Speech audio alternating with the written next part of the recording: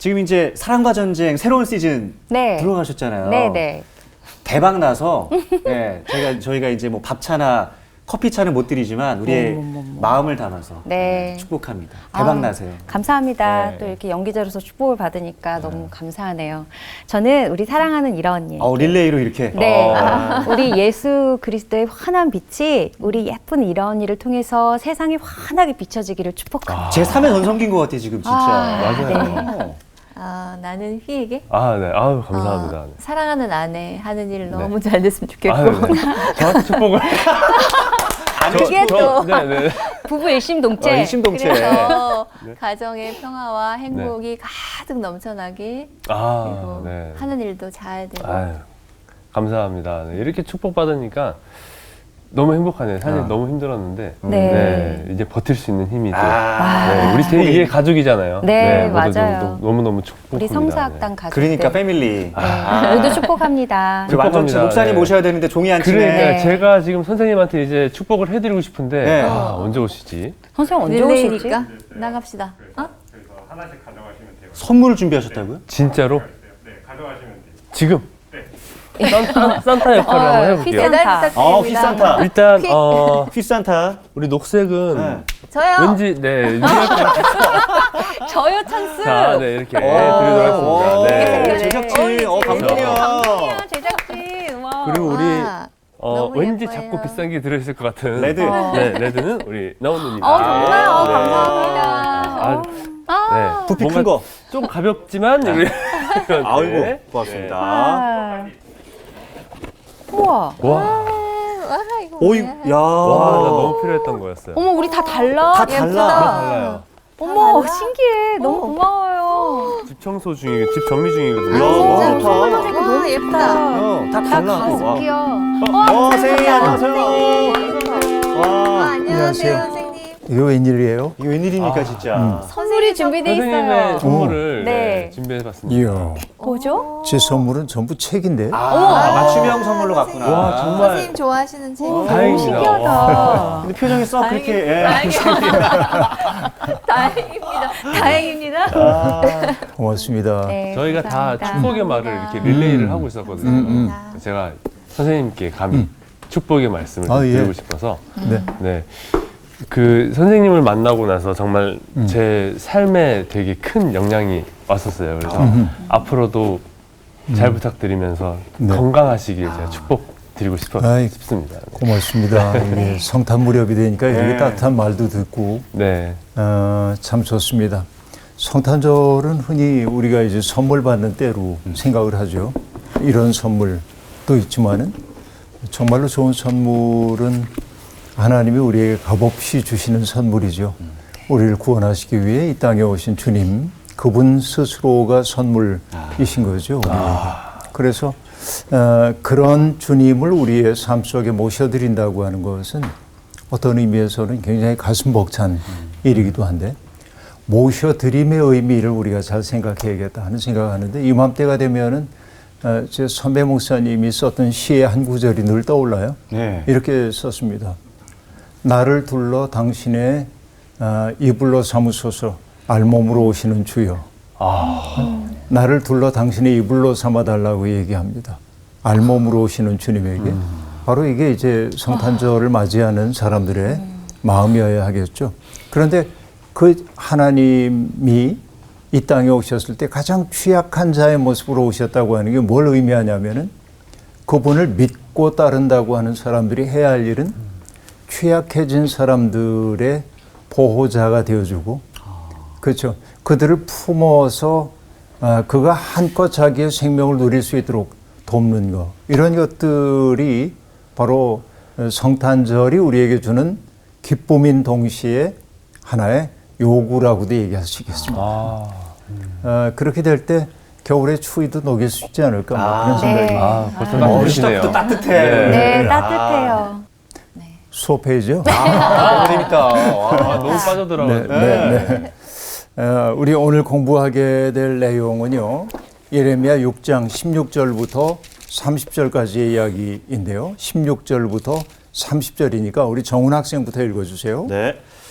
여호와께서 이와 같이 말씀하시되 너희는 길에 서서 보며 옛적 길, 곧 선한 길이 어디인지 알아보고 그리로 가라. 너희 심령이 평강을 얻으리라 하나 그들의 대답이 우리는 그리로 가지 않겠노라 하였으며 내가 또 너희 위에 파수꾼을 세웠으니 나팔 소리를 들으라 하나 그들의 대답이 우리는 듣지 않겠노라 하였도다. 그러므로 너희 나라들아 들으라. 무리들아 그들이 당할 일을 알라. 땅이여 들으라. 내가 이 백성에게 재앙을 내리리니 이것이 그들의 생각의 결과라. 그들이 내 말을 듣지 아니하며 내 율법을 거절하였음이니라. 시바에서 유향과 먼 곳에서 향품을 내게로 가져옴은 어찌함이냐. 나는 그들의 번제를 받지 아니하며 그들의 희생 제물을 달게 여기지 않노라. 그러므로 여호와께서 이와 같이 말씀하시니라. 보라, 내가 이 백성 앞에 장애물을 두리니 아버지와 아들들이 함께 거기에 걸려 넘어지며 이웃과 그의 친구가 함께 멸망하리라. 여호와께서 이와 같이 말씀하시되 보라 한 민족이 북방에서 오며 큰 나라가 땅끝에서부터 떨쳐 일어나나니 그들은 활과 창을 잡았고 잔인하여 사랑이 없으며 그 목소리는 바다처럼 포효하는 소리라. 그들이 말을 타고 전사같이 다 대열을 벌리고 시온의 딸인 너를 치려 하느니라 하시도다. 우리가 그 소문을 들었으므로 손이 약하여졌고 고통이 우리를 잡았으므로 그 아픔이 해산하는 여인 같도다. 너희는 밭에도 나가지 말라. 길로도 다니지 말라. 원수의 칼이 있고 사방에 두려움이 있음이라. 딸, 내 백성이 굵은 배를 두르고 재에서 구르며 독자를 이름같이 슬퍼하며 통곡할지어다. 멸망시킬 자가 갑자기 우리에게 올 것임이라. 내가 이미 너를 내 백성 중에 망대와 요새로 삼아 그들의 길을 알고 살피게 하였노라. 그들은 다 심히 반역한 자며 비방하며 돌아다니는 자며 그들은 놋과 철이며 다 사악한 자라. 풀무불을 맹렬히 불면 그 불에 납이 사라져서 단련하는 자의 일이 헛되게 되느니라. 이와 같이 악한 자가 제거되지 아니하나니 사람들이 그들을 내버린 은이라 부르게 될 것은 여호와께서 그들을 버렸음이라. 오늘 수업 예레미야 13강 부끄러워하지 않는 백성 두 번째. 아무리 해도 좀처럼 네. 악에서 떠나지 못하는 사람들을 두고 예언자를 통해 하나님의 안타까운 마음을 전하는 대목이 나오는데요. 오늘 하나님이 안타깝게 하는 말씀이 뭐예요? 너희는 길에 서서 보며 옛적 길 곧 선한 길이 어디인지 알아보고 그리로 가라. 이게 이제 오늘 우리가 봐야 할 문장 가운데 가장 중요한 문장이라고 볼 수 있습니다. 여기에서 맨 먼저 나오는 게 뭐예요? 너희는 길에 서서라고 말합니다. 길에 서서 보라고 하는 말은 멈추라고 하는 말이죠. 내쳐 어딘가로 달려가지 말고 좀 멈추어 서서 살펴봐라 라고 말합니다. 우리 인생에 가장 어려운 것 가운데 하나는 멈춰 설 줄 모르는 데 있다는 생각이 들어요. 때때로 멈춰 서야 하거든요. 그래야 자기를 성찰해 볼 수가 있어요. 성찰은 돌아봄이죠. 내가 살아온 그것이 과연 하나님의 뜻에 합당한 삶이었는지를 돌이켜 생각해 보는 것이 성찰이죠. 근데 생각을 할 때는 빠름 속에서는 생각이 일어나기가 어렵습니다. 그러니까 여기에서 너희는 길에 서서라고 말합니다. 멈춰봐라. 좀 내쳐 달려가던 길 아깝다고 남이 나를 추월할까 봐 겁이 나가지고 내쳐 달리지 말고 좀 멈추어 서봐. 네. 왜 그럴까요? 내가 바로 가고 있나 확인을 해야 하잖아요. 네. 내가 가야 할 목표가 저 지점인데 어쩌다 보니까 내가 이 지점을 향해 가고 있는 것 아닌가 돌이켜 생각해 봐야 하죠. 이게 멈춰보라고 하는 얘기입니다. 그런데 너무나 많은 사람들의 병통은 멈출 줄 모르는 데 있다는 것이죠. 왜냐하면 가던 길 내가 이만큼 가느라고 얼마나 수고했는데 이 길이 아까워서 돌이키기가 싫기 때문에 그렇다고 얘기할 수 있습니다. 근데 이렇게 돌이키지 않는 사람들에게 때때로 하나님은 강제로 멈춰서도록 만들기도 합니다.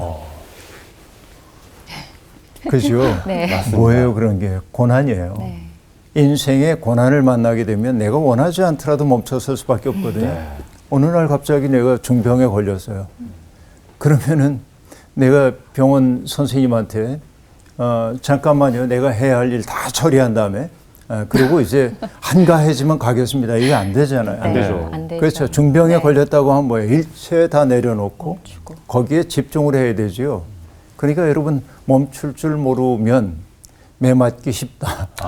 이렇게 이제 우리가 봐야 하는데 네. 그래서 내가 내 인생에 부득이하게 다가오고 있는 고난이라고 하는 것은 나의 삶의 속도가 적당한지 내가 지금 가고 있는 방향이 올바른지를 돌아보라고 하는 하나님의 부름일 수도 있어요. 그게 늘 부름이다라고 얘기하면 안 됩니다. 네, 네. 정말 이유를 알 수 없는 고난도 있거든요. 네. 그러니까 정말 지혜로운 것은 내가 원하지 않는 고난의 현실이 다가왔을 때 그것을 하나님의 부름으로 받아들일 믿음이 있느냐. 그래서 내 가던 길을 멈추어 서서 생각해 보는 것이죠.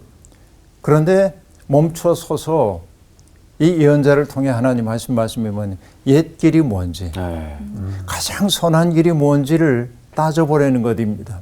옛 길 이렇게 얘기하니까 낡았다라고 한 뜻이 아니고요. 이전에 우리의 마음을 들뜨게 만들었던 아름다움이 있잖아요. 네. 첫 마음, 첫사랑. 첫사랑의 마음. 네. 여러분 눈이 이렇게 내렸을 때 아무도 걸어가지 않은 서론에 첫 발을 내딛는 그 설렘이 얼마나 큽니까? 그렇죠? 네. 새해가 되어가지고 새로운 수첩을 쓰려고 그럴 때 아무것도 적혀있지 않은 수첩을 보면 설레잖아요. 네. 이게. 그런데 나중에 좀 지나고 나면은 발자국이 어지럽고 그러니까 에이, 대대로. 그렇죠. 우리 그렇게 산단 말이에요. 네. 하나님과 맺은 관계도 똑같은 거예요. 우리가 하나님 처음 믿었을 때 얼마나 뜨거웠는지 모릅니다. 그래서 우리는 울면서 기도하잖아요. 아골골짝 빈들에도 복음 들고 가오리다. 멸시천대 십자가 제가 다 지겠습니다. 그럴 수 있었거든요. 근데 가다 보니까 생각이 달라졌어요. 아골골짝 빈들에는 가고 싶지 않아요. 바로 이런 얘기죠. 너희 가던 길에서 멈춰 서가지고 옛 길을 한번 돌아봐. 너 그 첫 길 그리고 가장 선한 길이 무엇인지를 한번 살펴봐라. 그렇죠. 이스라엘에게 옛 길이라는 게 무엇일까요? 하나님과 언약 백성이 되었던 그 사건 아닐까요? 광야에서 먹을 것이 없을 때 만나를 내려주셔서 감동했던 그렇죠. 마실 물이 없었을 때 반석에서 물이 솟아나와 먹게 마시게 했던 그때 그것이 바로 하나님과 깊이 결속되어 있던 때 아닙니까? 바로 그게 옛 길이고 가장 선한 길이죠. 네. 그 길로 가라는 겁니다. 근데 그 길을 따를 때 우리에게 뭐가 찾아와요? 너희 심령이 편안할 거다 라고 얘기합니다. 그렇죠. 심령이 평안해지는 길은 다른 거 없어요. 옛 길이라고 얘기하고 있는 가장 선한 길, 하나님과의 첫사랑의 마음을 회복하는 데서요. 자, 그러니까 하나님과의 그 사랑의 마음으로 내가 돌아가게 될 때 내 마음에 평안함이 찾아오는데 이것을 신약 성서의 언어로 얘기하면 뭐냐면 진리가 너희를 자유롭게 할 거다라고 하는 말입니다. 진리 아닌 것들 붙들기 때문에 우리가 부자유해요. 늘 불안해요. 그렇죠? 네. 그런데 진리이신 그분에게 딱 덧대는 순간 그분과 연결되는 순간 갑작스런 자유가 내게 옵니다. 세상에 나를 흔들어 놓을 수 없는 든든함을 내가 얻었기 때문에 그렇습니다. 자, 너희들 가장 좋은 길을 버리고 다른 길로 가고 있었던 것은 아니지 멈추어 서서 생각해봐, 돌이켜. 그래서 너희가 잃어버렸던 그 첫 마음을 회복하게 될 때 너희 심령이 평강을 얻을 거야 라고 얘기하는 거예요. 사람이요, 이런 얘기를 듣고 그래 맞아. 정말 그렇게 해야지. 이러면 얼마나 좋겠습니까? 그러나 그 오르신 말씀이긴 합니다만 그러고 난 그 길로 안 갈 거야. 왜냐하면 이 길이 더 재밌거든. 딱 그 얘기예요. 여기 16절 말미에 그렇게 얘기합니다. 그들의 대답이 우리는 그리로 가지 않겠노라. 아, 그러네요, 진짜. 네. 우린 그 길로 갈 생각이 없어. 왜? 그거는 재미없는 길처럼 여겨지기 때문에 그렇습니다. 이게 인간의 버릇입니다. 근데 하나님은 끝없이 파수꾼을 세워가지고 그들에게 경고를 하셨습니다. 그들의 나팔 소리를 들어야 합니다. 자, 내가 뭔가 나른한 욕망의 잠에 취해가지고 있을 때 파수꾼의 나팔 소리가 들려오면 우리는 알아차려야 합니다. 아, 위기가 다가왔구나. 근데 그 소리조차 들을 생각이 없어요. 귀 막고 안 들려요, 안 들려요. 그러고 네? 그렇죠. 뻔히 들으면서 듣기 싫은 말 하면 애들이 그러잖아요. 이렇게 귀를 이렇게 네. 치면서 안 들려요. 네. 그렇게. 맞아요. 예. 왜 그러는지. 17절에 보면 이렇게 얘기합니다. 그들의 대답이 우리는 듣지 않겠노라. 야, 16절 말미에 우리는 그리로 가지 않겠노라. 17절 말미에 우리는 듣지 않겠노라. 라고 얘기를 하고. 적극적인 반항인데요, 진짜. 아, 되게 반항이에요. 네. 적극적 뻔뻔하고 반항입니다. 진짜 진짜 청개구리. 당황스러운데요, 약간. 네. 그렇죠. 근데 실제로 사람들이 그렇게 뭐 너 들어라 그러면 안 들을래요. 그 길로 가. 안 갈래요. 이러진 않았겠죠. 네. 네, 그러고 안 가는 거죠. 그렇죠. 그냥 그게 이렇게 표현된 거죠. 네, 잘 알았어요. 그리고 자기 좋을 대로 하는 거죠. 이거를 하나님은 이렇게 표현을 지금 하고 있는 거죠. 예언자를 통해서. 기가 막힌 이야기입니다. 자, 그러면 뭐예요? 남은 것은 돌이킬 줄 모르는 이들에게 주어지는 것은 매입니다. 네, 심판. 그래서 18절에 얘기해요. 너희 나라들아 들어라. 무리들아 그들이 당할 일을 알라. 그리고 19절에 보면 땅이여 들으라. 자, 여기 들으라라고 하는 말이 반복되고 있는데요. 이거는 17절 말미에 우리가 듣지 아니하리라라고 하는 말과 대꾸를 이루고 있습니다. 네. 안 들어요, 그들이. 그때 하나님이 누구를 지금 부르고 있어요? 나라들, 무리들, 그리고 땅. 여기 땅. 땅을 부르고 있습니다. 예. 세상의 모든 것들을 다 지금 불러내고 정인으로 삼고 있습니다. 그 얘기는 정인을 셋이나 세웠어요. 하나님의 심판이 엄하게 시행되고 돌이키지 않을 것임을 나타내는 일이라고 볼 수 있습니다. 소위 하나님의 백성이라고 일컬어지는 이들이 받아야 할 재앙의 이야기가 19절에 등장하고 있는데요. 이것이 그들의 생각의 결과라. 그들이 내 말을 듣지 아니하며 내 율법을 거절하였음이라. 그러니까 그들의 사악한 생각과 율법을 거절한 데 대한 보응이 이제는 나타날 것이라고 얘기하고 있습니다. 그런데 사람들은 생각해요. 아니, 하나님 너무하십니다. 우리가 하나님을 얼마나 사랑하는지 아시잖아요. 그때 하나님이 말씀하시는 거예요. 너희가 시바에서 가져온 유향, 먼 곳에서 온 향품을 내게로 가져왔어. 그러니까 그들은 뭐라고 생각하냐면 이거 하나님께 바쳤잖아요. 그럼 만족하실 줄 알아야죠.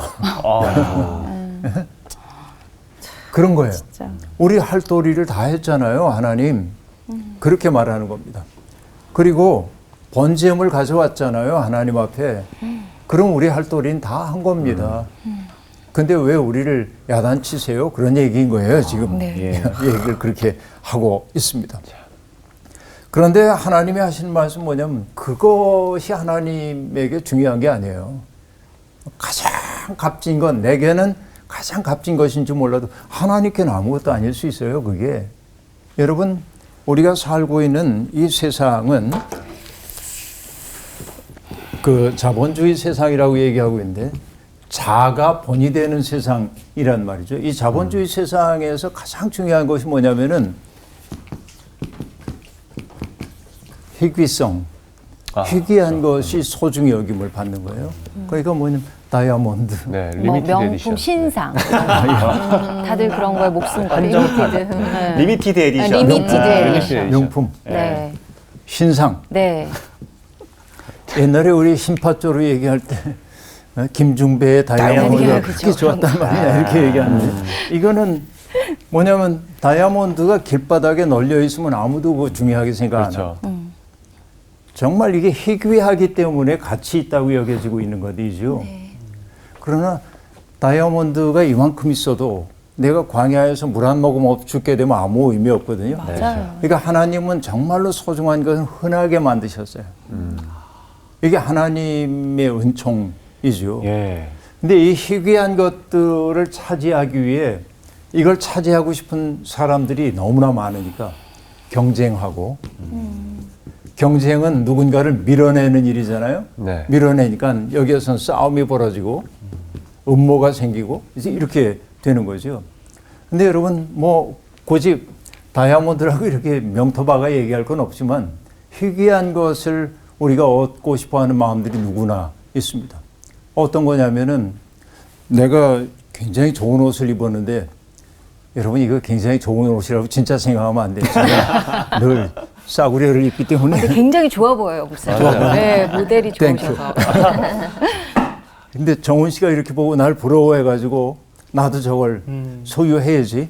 이렇게 될 때 내 삶 속에 기쁨과 감사가 사라져요. 희귀한 것들에 마음을 쓰기 시작할 때. 그렇죠? 네.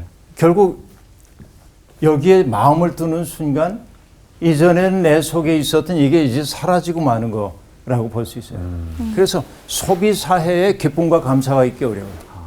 그래서 여러분 이 소비가 중심이 되고 있는 세상은 뭘 소비하는 거냐면 정말 필요해서 소비한다기보다는 나와 남을 구별해 주는 것들을 갖고 싶어요. 이걸 어떤 사람은 기호를 소비한다. 기호 소비한단 말이에요. 정말로 내게 필요해서가 아니라 내가 이 정도 입은 사람이야. 내가 이런 거 든 사람이야. 이런 그 기호로서 남들과 나를 구별하고 싶어 하는 거죠. 그런데 이게 사람들 보고 우와 저 사람 엄청난 거 뭐 이렇게 했네. 이러는지 몰라도 하나님 보시기엔 뭐 아무것도 아니에요, 그게. 너희가 뭐 어디에서 시바에서부터 유향을 가져오고 먼 곳에서 온 향품 가져오고 희생제물 바치고 이거로 하나님을 만족시켰다고 내가 생각한단 말이 아니야.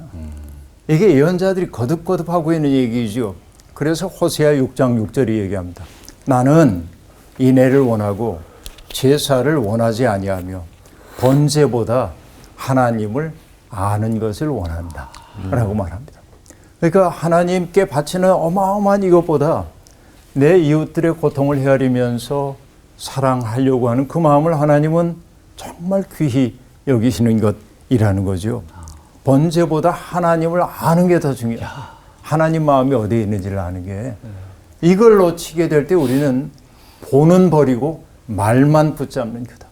예배당에 만날 간다고 우리들이 정말 그 은혜 받는 집회에 한 번도 빠지지 않는다고 그 사람이 하나님 보시기에 우와 최고. 아니요.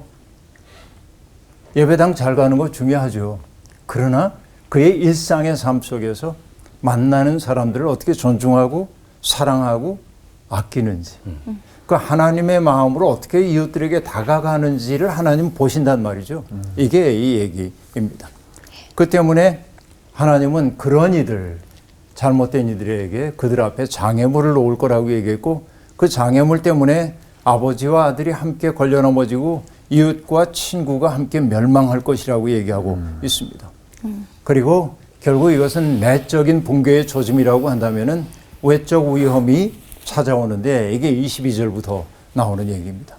보라, 사실은 이 22절은 보라란 말로 시작되거든요. 네. 히브리어로 보면은 보라, 그렇죠. 임박한 심판을 말하기 위해 언제나 이제 등장하는 단어입니다. 한 민족이 북방에서부터 올 거래요. 큰 나라가 땅끝에서부터 떨쳐 일어날 거라고 얘기합니다. 그리고 그 민족이 얼마나 그 압도적인 힘을 가지고 있는지를 얘기하기 위해 칼과 창으로 무장했다. 난폭하고 잔인하다. 바다처럼 요란한 소리를 내며 군마를 타고 몰려올 거다. 전열을 갖춘 전사처럼 달려올 거다라고 얘기합니다. 어마어마한 군대가 무장한 군대가 열을 지어오고 있는 이 모습. 사실 여러분 1차 세계대전 이전만 하더라도 사람들이 전쟁을 할 때 정말 그 시민들이 전쟁을 할 때 은폐하는 걸 부끄러운 일로 여겼어요. 명예스럽지 못한 일. 서서 전투를 이제 열지어가면서 나폴레옹 전투 그런 거거든요. 이게. 근데 1차 세계대전 때 처음으로 참호전이라는 거 깊이 파고 이제 이렇게 들어가 있고 이런 전쟁이 이제 벌어지는 건데 그러니까 정말 그 압도적인 사람들이 이렇게 몰려오는 모습을 지금 보여주고 있는 거예요. 환상 가운데. 근데 요엘 선지자도 그 압도적인 군사력을 가지고 있는 이들이 몰려오는 그 모습을 얼마나 공포스럽게 바라봤냐면 메뚜기 떼가 몰려오는 것처럼 메뚜기 떼가 지나가면 모든 푸른 다 사라져버리고 말잖아요. 황폐하게 변하잖아요. 그래서 우리 그 교회 다니는 사람들이 종종 농담으로 하는 얘기 어떤 식당에 갔는데 뭐 싹 다 먹었어. 아니 여기 황충이 지나갔나? 황충이. 메뚜기가 지나갔나? 그렇게 얘기하는데 다 먹어치우는 거거든요. 무섭거든요. 이렇게. 그런데 정말 그 말 탄 사람들은 무서웠어요. 고대 세계에서. 말이라는 게 인간이 말을 길들여서 사용하기 시작한 게 뭐 기원전 4,500년 경이라고 그렇게 얘기들을 합니다만은 말이 가장 압도적인 전쟁 무기가 된 것은 사실은 이 예레미야 시대는 아닙니다. 그 이후 시대입니다. 뭐가 발명됐기 때문에 그러냐면 마차. 등자. 아, 등자. 그 앉는 거요? 등자라는 등자? 거 여러분 등자 아시죠? 네네네. 등자가 뭐죠? 말 위에 이렇게 앉는 거. 안장 같은 안장? 안장? 이게 등자 발 이렇게 끼는 거. 아, 이거. 예, 예. 안장 같은 이렇게 해가지고. 안장 밑에 네. 늘어져가지고 아, 발을 딱 발도 갖다 네. 끼는 거 있잖아요. 아, 이게 예. 등자인데 아. 쇠로 만들거든요. 이렇게 네. 등자라는 거. 안 떨어지죠, 그거. 안 떨어지죠. 예. 그러니까 이전에는 등자가 없을 때만 해도 뭐냐면 내 허벅지의 힘으로 온통 버텨야 돼, 내 몸을. 근데 저 등자가 있으면서부터 뭘 할 수 있냐면은 활도 쏠 수 있고 위에서 창도 휘두를 수 있고 칼도 휘두를 수 있어요. 예. 그리고 빨리 달려도 괜찮아요. 아. 그래서 전쟁의 속도가 달라지기 시작하거든요. 네, 그런 것. 어쨌든 압도적인 군사력과 장비를 갖춘 군대는 공포 그 자체였을 겁니다. 그런데 그 소문을 듣고 비로소 사람들이 떨어요. 우리가 그 소문을 들었으므로 손이 약하여졌고 고통이 우리를 잡았으므로 그 아픔이 해산하는 여인 같도다라고 얘기를 합니다. 그런데 우리라고는 얘기했지만은 이것을 지금 내다보고 있는 것은 예언자예요. 예레미야입니다. 예. 그러니까 그의 눈에는 보여요. 예언자는 보는 사람이기 때문에. 내 눈엔 보이는데 저들의 눈엔 안 보여요. 그러니까 예언자가 헛소리나 하고 있는 것처럼 보여요.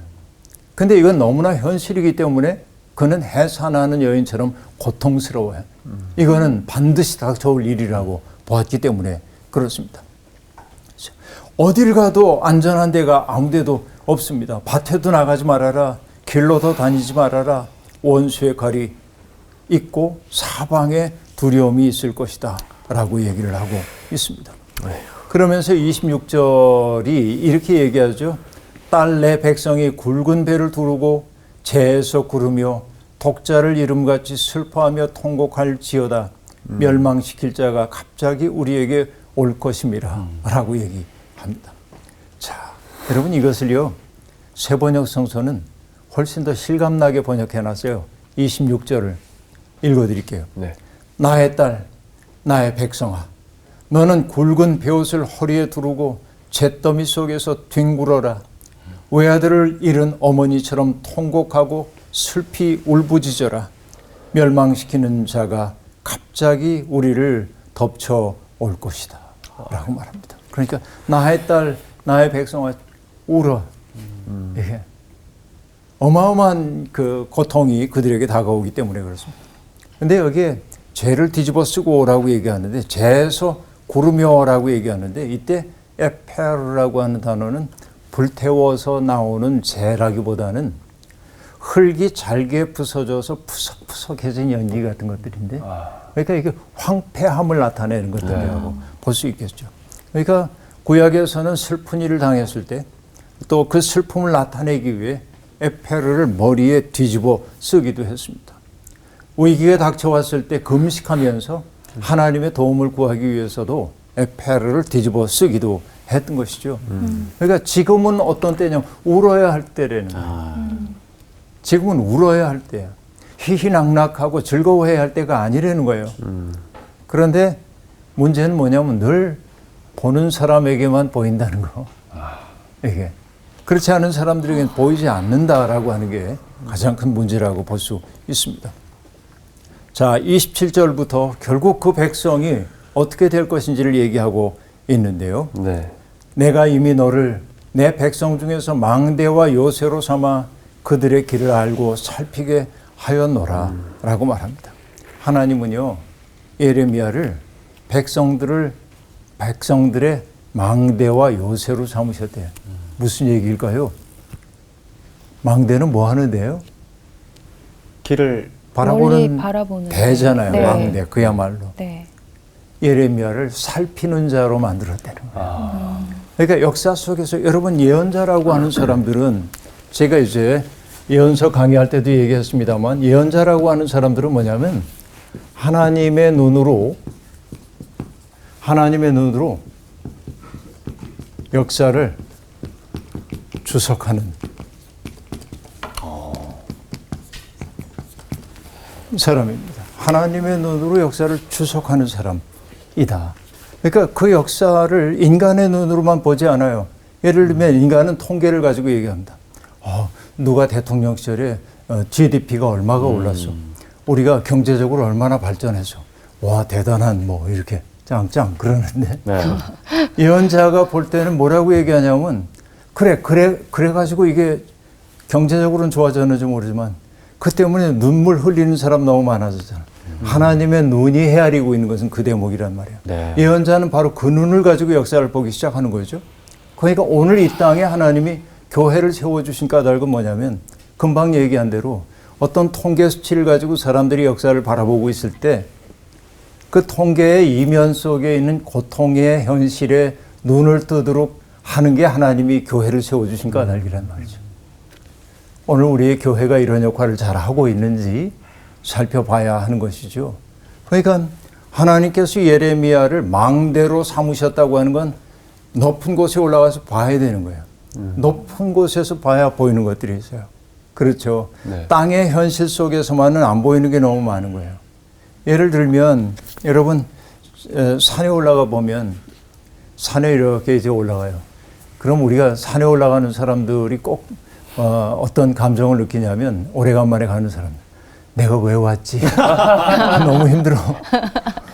숨이 턱에 이렇게 미치고 그리고 이제 억지로 끌려온 사람은 아니 굳이 내려올 걸 꼭 올라가야 돼? 이제 이렇게 투덜거려요. 그러다가 어려움을 겪고 올라가면 오길 정말 잘했어. 정말 좋아. 그리고 높은 곳에서 이렇게 바라보면 서울을 바라보면 뭐 빌딩들이 이러고 집 없는 사람들은 와 저렇게 많은 집 가운데 내 집 하나 없구나.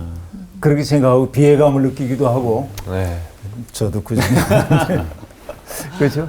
근데 또 저 높은 곳에서 바라보면 여기서 아웅다웅하고 살고 있는 그게 인생에 그렇게 중요한 문제 아닌데 좀 떨어져서 바라보면 그렇잖아요. 네. 인생의 전모를 보고 나면 이 속에서 감정적으로 서로 상해야 할 일도 별로 없고 그런데 왜 우리가 그 마음을 갖지 못하냐? 언제나 동일한 평면 속에서 내 인생을 바라보기 때문에 그래요. 그래서 신앙을 가리켜서 어떤 분을 이렇게도 얘기합니다. 신앙이란 먼 빛의 눈길. 좀 떨어져서 바라볼 줄 아는 거예요. 이렇게. 내 삶을, 우리의 관계를, 우리의 역사를 조금 거리를 두고 바라보는 거예요. 이렇게. 그럴 때 달라져요. 이 현실이. 그러니까 하나님께서 예언자를 망대와 요새로 삼으셨다는 것. 그래서 그들에게 경고의 나팔을 불도록 만들어 주셨다는 거죠. 그리고 결국 그렇게 함으로 뭘 하는 거예요? 그 백성들의 마음을 시험해 보도록 하셨다라고 하는 얘기입니다. 그런데 28절에 보면은 그 결과가 뭐냐면 그들은 다 심히 반역한 자며 아유. 비방하며 돌아다니는 자며 그들은 놋과 철이며 다 사악한 자라 하고 말합니다. 백성들에 대한 하나님의 판단이 여기 등장하고 있는데 그들은 반역하는 자들이다. 다시 얘기하면 돌아서는 자들이고 그렇죠? 돌아서요. 그 돌아섬의 그 결과가 뭐로 나타나냐면은 완악함으로 나타나는 거죠. 그리고 하나님에 대한 항거, 하나님의 뜻, 아까 얘기했잖아요. 그리로 가지 않겠노라. 우리는 듣지 않겠노라. 네. 바로 이게 이제 반역함이란 말이죠. 그리고는 결국 하나님을 반역하기 때문에 나타나는 게 뭐예요? 비방하며 돌아다니는 자며 하고 말합니다. 비방해요. 사람들을 헐뜯는 거예요. 여러분, 정말 이 세상에는 사람들을 좋게 얘기해도 살기 어려운 세상인데 그냥 그 사람은 타작마당 타작기 같은 사람이 있어. 그 사람 입에만 들어가면 모든 사람이 잘근잘근 씹혀요. 세상에 좋은 사람이 하나도 없어. 그 사람에게만 들어가면. 그래서 저는 그래요. 야, 저것도 재능이다. 타고난 재능이다. 탁월한 재능이다. 정말 그 누군가를 비방하기 위한 역사적 소명을 띠고 태어난 것 같은 사람들이 있어요. 근데 그런가 하면은 정말 그 따뜻한 거 뽀아내는 사람도 있어요. 그 사람 속에는 아름다움을 뽀아내고 그런 이들과 만나면은 행복해요. 그렇죠. 늘 그럴 수만은 없죠. 근데 비방하는 까닭 가운데 하나 뭐냐면 그를 넘어뜨리기 위한 것도 있지만 비방하는 주체인 내가 근사하게 보이기 위해 그런단 말이에요. 다시 얘기하면 비방하는 행위는 그를 무너뜨리기 위한 것도 있지만은 자기를 크게 보이기 위한 것이기도 합니다. 그러니까 그 모든 것들이 전부터도 제가 얘기를 해왔지만은 죄라고 하는 건 사악한 마음이라는 것은 자기 속으로 구부러진 마음이라고 얘기하죠. 그 다 나야. 나를 중심에 놓기 때문에 이런 일들이 벌어진단 말이죠. 그러니까 그 완악하기가 어떻다고 얘기하냐면 노쇠나 무쇠와 같대요. 이게 감당할 수가 없죠. 속속들이 썩었다고 얘기하고 있습니다. 결국은 속속들이 썩었다고 하는 말을 다른 말로 얘기하면 부패 혹은 부식인데 네. 재미있는 건 부식된 것 옆에 있으면 옆에 있는 것도 함께 부식돼요. 맞아요. 내가 썩으면 옆에 있는 사람들도 썩게 만든단 말이에요. 그러니까 여기에 반역하고 그 다음에 사람들을 비방하고 스스로 부식해서 완악해진 사람들이 있는 곳에 뭐냐면 다른 사람들도 마음을 닫게 만들고 썩게 만든다 그 얘기죠. 그래서 여러분 제가 늘 하는 얘기 그런 겁니다. 나의 있음 그 자체가 누군가를 맑게 만드는 사람이 되면 얼마나 좋을까. 때때로 제가 정현정 선생님 시를 인용하고 나는데 사람은 기대는 게 많대요. 저 산에 있는 나무를 보래요. 서로 비스듬히 기대는 채 지내잖아요. 그리고 이 시에서 뭐라고 얘기하냐면 내가 기대는 게 맑으면 나도 맑아지는 거예요.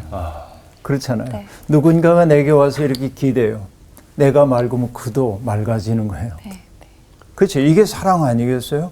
그런데 이렇게 부식된 사람, 마음이 스톡본, 죄송합니다. 영어를 완악한 거예요. 그리고 이제 그 속으로 속속들이 썩은 사람은 누군가가 그에게 이렇게 기대게 될 때 다른 사람조차 썩게 만든다. 이게 죄죠. 내가 아무 일 안 해도 누군가의 마음속에 나쁜 것을 만들어내면 나는 죄를 짓고 마는 거죠. 그런데 그들의 죄와 완악함이라고 하는 것은 도무지 제거되지 않는다. 그러니까 풀무불 속에 들어가서도 녹지 않는 이상한 납이 있다는 거예요. 풀무불 속에 들어가면 다 녹아져야 하는데 고난을 당해도 도무지 녹지 않아. 이건 도대체 뭐예요? 사라지지 않는. 그래서 금속을 단련하는 일이 헛수고가 되는 사람들도 있더라. 때때로 고난과 시련 속에 사람들을 담그는 까닭은 그걸 거치고 나와서 맑아지라고 하는 것인데 근데 거기 들어갔다 나와도 여전히 이전과 다를 바가 없는 사람들이 있단 말이죠. 불순물이 제거되지 않은 사람들이 너무 많이 있다라고 얘기합니다. 오늘날 우리 교회의 모습은 어떤가를 생각해 봅니다. 세상으로부터 지탄받고 있는 이 교회의 모습이 여기 이 완악한 예언자를 통해 하나님이 탄식하고 있는 그런 백성의 모습과 얼마나 다를까? 제가 이렇게 좋은 거 하나님께 바쳤잖아요. 하나님 우리가 헌금 얼마나 열심히 하는지 아시죠? 제 예배당 빠진 적이 없잖아요. 그만하면 만족하셔야죠. 이러는 거 아니지.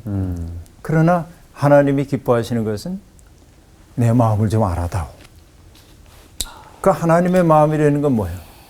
이렇게 세상이 빛나는 것처럼 보여서 뭐 번쩍번쩍 하는데 그 빛의 이면 속에 어둠 속에서 숨조차 쉬지 못하는 이들을 보고 하나님 마음 아파한단 말이죠. 그 마음 헤아려서 교회야 저기를 좀 돌보렴 이라고 얘기하잖아요. 이게 지금 우리에게 들려주시는 말씀입니다. 하나님은 예레미야를 망대와 요새로 삼아주셨는데요.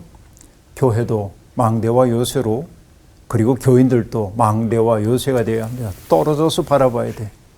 그러면서 하나님 기뻐하시는 일을 나의 기쁨으로 삼는 믿음이 우리에게 필요할 때 같아요. 오늘 수업 여기서 마칠게요. 고맙습니다. 고맙습니다.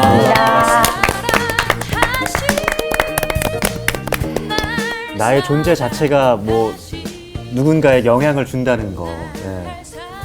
저는 약간 왔다 갔다 하는 것 같아요. 때로는 사랑으로 동화시키기도 하는데 때로는 곰팡이처럼 부식시키기도 하고 왔다 갔다 하는 것 같아요. 우리 다 그러지 않을까요? 그래서 저는 오늘 저 성찰의 시간을 정말 반드시 확보해야겠다. 멈춰야 돼. 네, 멈추고 나를 돌아본다. 나 스스로 멈추지 않으면 네. 하나님께서 건강이든 뭐든 그렇게 멈추게 만드시는 것 맞아요. 같아요. 내가 그랬거든. 아팠어. 네. 저도 마음이 힘들 때 그 부정적인 영향은 정말 쉽게 가더라고요. 사랑의 마음 전달되는 거. 맞아. 부정의 영향이 너무 빠른 거예요. 전염력이 더 강한 것 같아요. 맞아요. 그래서 부식시키고. 막 부식보다는 막 맞아. 넘어서 막 그러더라고요. 그게 그래서 더 빨리 불타고 정말 선하고 아름다운 건 이렇게 좀 맞아요. 쉽지 잘 안 가는 것 않아. 같아요. 맞아요. 그래서 제가 하나님께 받은 이 축복을 더 나눌 수 있도록 좀 제 안의 중심을 잘 잡아야겠다라는 결론을 내봤습니다. 네. 와. 그러니까. 사랑합니다. 이번 주 퀴즈입니다. 다윗이 사울의 겉옷자락을 벤 곳은 어디인가요? 1번 수르 광야, 2번 바란 광야, 3번 엔게디 광야. 정답을 아시는 분은 CBS 성서학당 홈페이지에 정답을 올려주시거나 우편으로 보내주시면 됩니다. 선정되신 분들에게는 대한성서공회에서 발행한 성경 통독을 위한 최고의 자서 성경 2.0 성서학당 선생님들의 저서 중 하나를 드립니다.